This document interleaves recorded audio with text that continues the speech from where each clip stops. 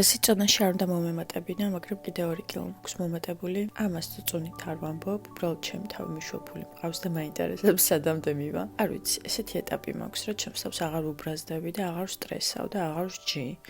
მესმის, რომ თვითკონტროლიც აუცილებელი არის, მაგრამ რაღაცნაირად მთელი ცხოვრება სულ ჩემი თავის კონტროლში ვიყავი, გამუდმებით ჩემ თავს ვჯიდი და ამით ვფიქრობ, რომ რაღაცნაირად დავისტრესე და დავიზარალე თავი, ამიტომ ოფენერზე წასვლის მაგივრად რომელიც არც ერთი წელი არ გამომიტოვებია, ავდექით და ისევ 10,000 ნაბიჯის ფარგლებში გავიარეთ მე და ჩემო დაქალმა ქუჩები და იმდენი ხანი ვიარეთ, რომ შემოგვაღამდა 30 პლუსი, როდესაც ხარ უკვე შენ თავს ხვანაირად უსმენ და თითქოს ხვანაირად აპრიორიტეტებ რაღაცებს. დექიმა მითხრა, რომ ყოველდღე 10,000 ნაბიჯი მაინც უნდა გამევლო, სანამ ვარჯიშს დავიწყებდი და ვარჯიშთან ერთადაც თუ შევძლებდი ამას ძალიან კარგი იქნება. ხედა გადავწყვიტე უბრალოდ ესე მარტივად ჩემ თავისთვის მომესმინა და გამეკეთებინა ის, რაც ჩემს ჯანმრთელობას სჭირდებოდა.